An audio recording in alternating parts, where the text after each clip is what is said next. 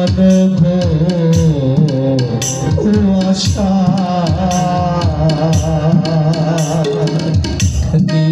গেছে তো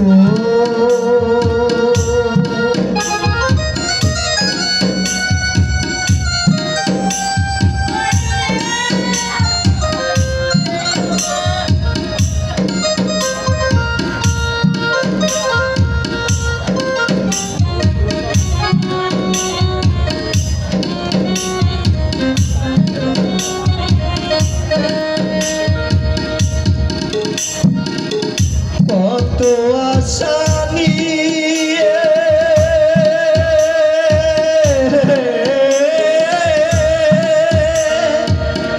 বেঁধেছিলি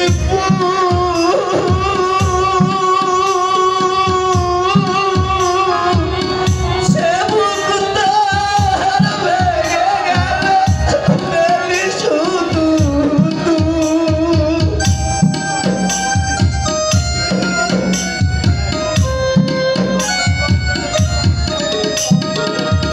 কত আশা নিয়ে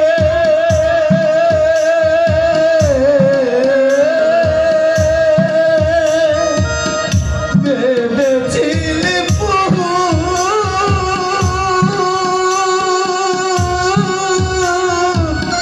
সে বুকটার ভেঙে গেল শুধু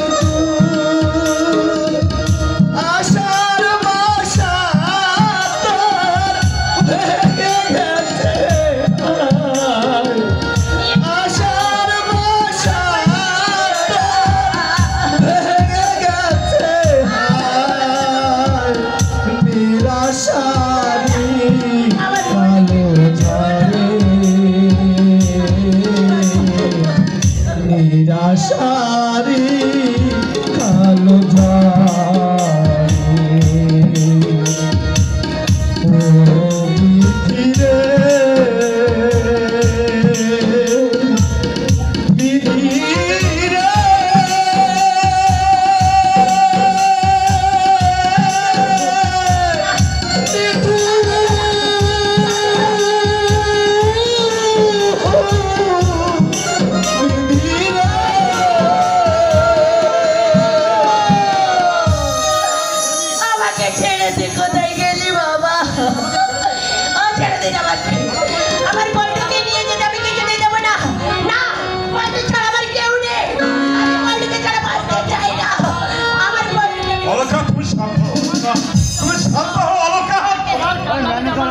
কান্না দেখে আমার বুকটা ফেটে চলছে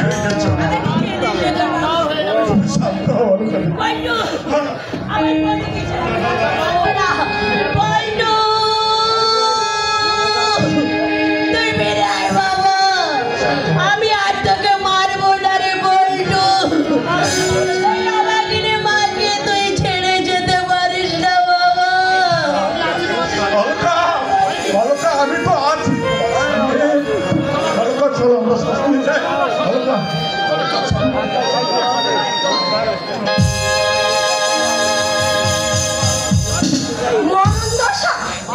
মা কাছে মরা ছেড়ে চলে আর বাবু এলার মুখে জড়িয়ে ধরে শোয়া করতে মুখে আগুন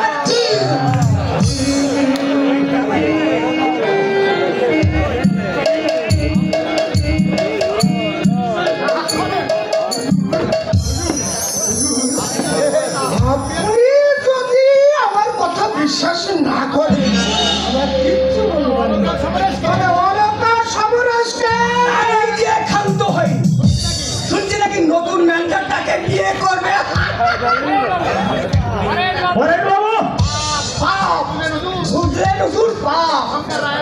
শঙ্কর রায়ের পাপ ওই অলকার গায়ে ফুটিয়ে বেরিয়েছে নইলে কাল শ্মশানে বসে নতুন ম্যানেজারটার সঙ্গে চেকিং আমরা তো লজ্জাই করে যাই তুমিও শ্মশানে গিয়েছিলে নাকি বলছি শুনি এটাকে যখন চিতায় তুলে দিল তুলেছে তো উপরে আগুন জ্বলছে আর এই সমরেশ বাবাজি একটা গাছতলায় বসে চোখের জল বেলছে আর অলকা অলকা কি করছে? অলকা লাফাচ্ছে আর বলছে আমাকে ওর সঙ্গে চিতায় তুলে দাও, আমিও ওর সঙ্গে চিতায় যাব। তখন ওই নতুন বেটা তোকে মুখে চেপে ধরে বলছে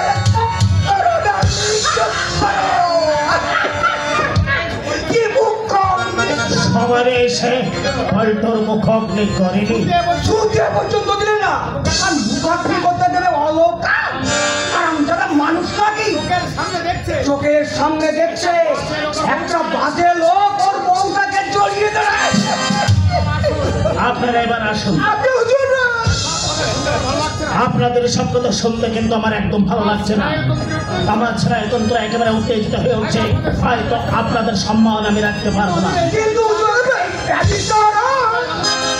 সমাজের রন্ধ্রে রন্ধ্রে পাক আছে, থাকবে চিরকাল। আমার একান্ত অনুরোধে আপনারা তা নিয়ে ঘাটতে যাবেন না। আপনারা হচ্ছেন বর্ণের শ্রেষ্ঠ ব্রাহ্মণ, তাই শ্রেষ্ঠত্বের কিছুটা নিদর্শন আপনারা দেখছেন। সেই শ্রেষ্ঠত্ব বজায় রাখবার জন্যই তো আপনার কাছে আসা। সমাজের বুকে এইসব অনাচার আর চলবে না। আমরা বেঁচে থাকতে এইসব বেলাল্লাপনা চলতে দেব না।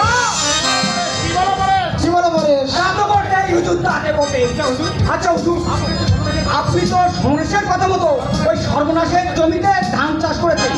হ্যাঁ, সমারেশ জমিটা আমার নামে লিখে দিয়েছি। অবশ্য জমির ফসল আমি আত্মত্রাণের জন্য দান করেছি। এই আনন্দেই থাকুন। তার মানে নতুন ম্যানেজার বেটা কিস্তি দিয়ে বলেছে সারা বিদেশ এই জমি ধান কাটতে আসে, সালার দোকান কেটে নেব। কথা পরে জমি হচ্ছে অলকার। সমরেশ কোন চেয়ারে লিখে দেবে? বিপিন! এই বিপিন! হুজুর বলছিলাম না বিপিনকে এ লাঠিটা হাতে তাড়াতাড়ি আয়। বলছিলাম হুজুর আমাদের ভিতরে আপনার তো বিপিনকে আমার টাকা দেবে। পরে না বুঝলেন না, হুজুর আমাদের চা খাওয়া হবে। ও বাগান বাড়ির চা হাড়ি চা ব্যবস্থা করে এক কাপ খেলে জীবন ভর মনে থাকবে বাগানের কাঠি চা কিনা। তুই বেটা বসে বসে মাইনে নিচ্ছিস আর থালা থালা খেলছিস। ওদিকে রাস্তার মানুষ তোর মনের পিন্ডি চটকে আর এত বড় বুকের পড়া যে আমার গরিবকে একটা কথা বলে যায়, এই লাঠি এক বাড়িতে তার মাথা আমি ফাটিয়ে দেবো না। প্রথম দিন পরে কার মাথা কেটে আনতে হবে? না বিপিন, কারো মাথা ভাঙতে হবে না। তুই কুকুর তাড়াতে পারবি? কুকুর তাড়াবো? হ্যাঁ, কুকুর।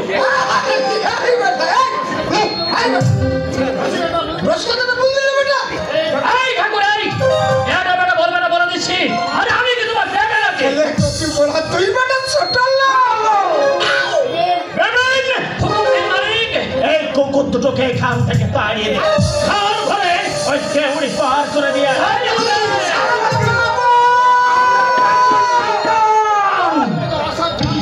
আপনাদের মতো অসৎ ব্রাহ্মণদের মুখ দর্শন করাটাও পাপ।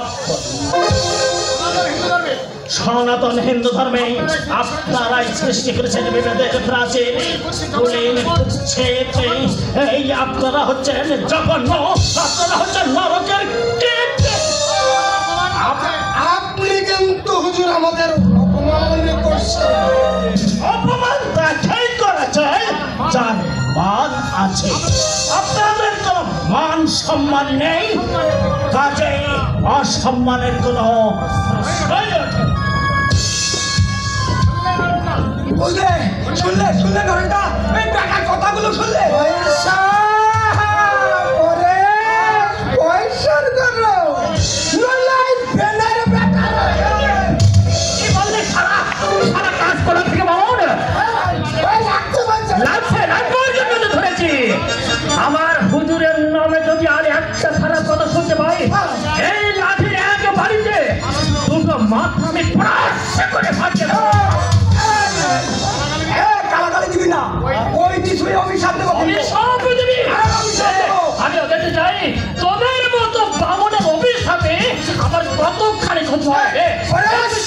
পরেশ অভিশাপ দিয়ে মালটাকে ভস্য করে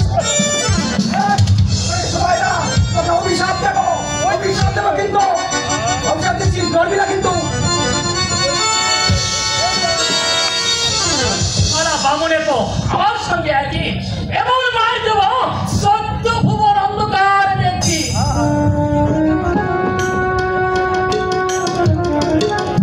দাদু ভাই, ও দাদু ভাই, ভৈরব, এই ভৈরব, ব্যাপার বাড়িটা এমন নিঝুম কেন? কাউকে তো কোথাও দেখতে পাচ্ছি না। হঠাৎ অলকার টেলিগ্রাম পেলাম, বাবা শীঘ্র বাড়িতে চলে এসো। না, এই সংসার আমাকে কিছুতেই রেহাই দেবে না। কেন রে বাবু, কেন?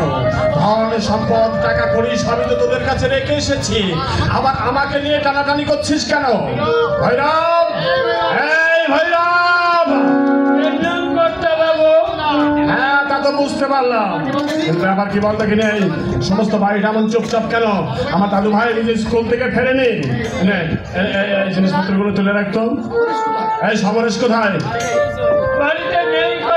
বাড়ি নেই সে তো আমি দেখতেই পাচ্ছি, কিন্তু অলকা নিস্তার এরাই বা গেল কোথায়? কখন এলে বাবা?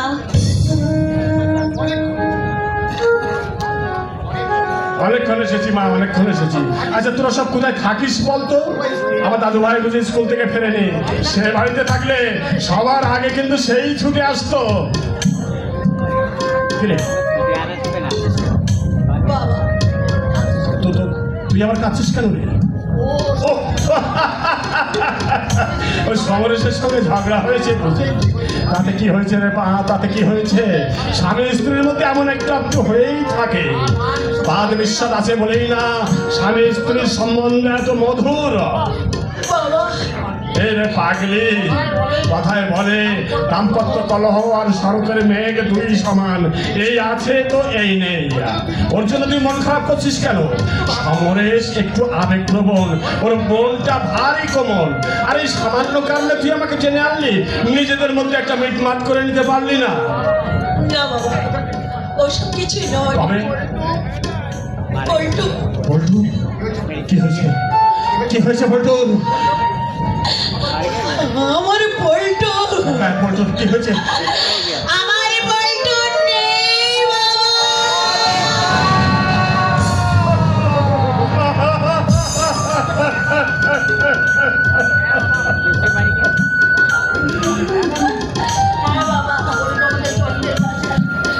পল্টু আমাদের জন্মের মতো ছেড়ে চলে গেছে। না না না, হতে পারে না, হতে পারে না। আমার দাদু ভাই আমাকে ছেড়ে চলে যেতে পারে না। আমি যে আমার প্রাণের চেয়ে তাকে বেশি ভালোবাসতাম। আমার দাদু ভাই। আপনি যদি এমন ভাবে ভেঙে পড়েন, ভৈরব, আমি যে তোর কাছে তাকে সঁপে দিয়ে গিয়েছিলাম। বল ভৈরব, বল কোথায় লুকিয়ে রেখেছিস? কোথায় লুকিয়ে রেখেছিস? কোথায় লুকিয়ে রেখেছিস আমার দাদু ভাই? বাবা, তুমি যদি এমন করো আমি তাহলে কি করবো বাবা? আমি যে তার মা, আমি কি করে ওগো নিষ্ঠুরা করুণ বিধাতা, কোন ভাবে তুই আমার এই শাস্তি দিলে ঠাকুর? এর চেয়ে তুমি যদি আমাকে নিতে বিশ্বনাথ। বাবু, আপনি যদি আমার ভাগে ভেঙে পড়েন, আপনি তো জানেন যে যায় সে আর ফিরে আসে না। জানি রে ভৈরব, আমি সব জানি। তোমার এই মনটাকে আমি যে প্রবোধ দিতে পারছি না। যাবার সময় কত কথা বললো আমার দাদু ভাই। কি হয়েছিল আমার দাদু ভাইয়ের? কলেরায় মারা গেল আমার দাদু ভাই। তোরা তাকে ডাক্তার দেখাসনি? মানুষের যা শাস্তি আমরা তো করেছিলাম কর্তা বাবু, কিন্তু কর্তা বাবু নিয়তি যাকে টানে।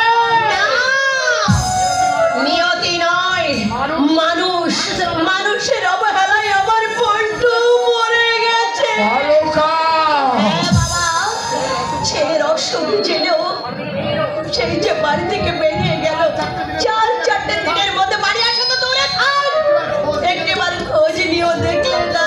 কোথায় ছিল সমরেশ? কাজীপাড়া। আজি পাড়ায় কলেরা লেগেছিল কর্তা বাবু, তাই দাদা বাবু নিজের সন্তানের চেয়ে মানুষের সেবাটাই তার কাছে বড় হয়ে গেল। দাদা বাবু কে না করলে গ্রামকে গ্রাম জল হয়ে গেল। এই গ্রাম উচ্ছন্নে যাক, তাতে আমার কি? আমার দাদু ভাইকে তো বাঁচানো যেত। কোথায় কোথায় সে মানুষ পশুটা? যা ডেকে নিয়ে আয় তাকে আমার সামনে। আমি তার মুখোমুখি দাঁড়িয়ে তাকে শুধু আমি একবারে জিজ্ঞাসা করতে চাই, নিজের সন্তানের প্রাণের বিনিময়ে কতখানি সুখ্যাতি সে অর্জন করেছে। ডাক ভাইয়া, তাকে ডাক। আমি তার কাছে কাইফিয়াত চাইব। আমি তাকে তাড়িয়ে দিয়েছি বাবা। হ্যাঁ বাবা, একটা চরিত্রহীন লম্পটকে তুমি দেবতার আসনে বসিয়েছিলে। এ তুই কি বলছিস মা সমরেশ? বস্তিতে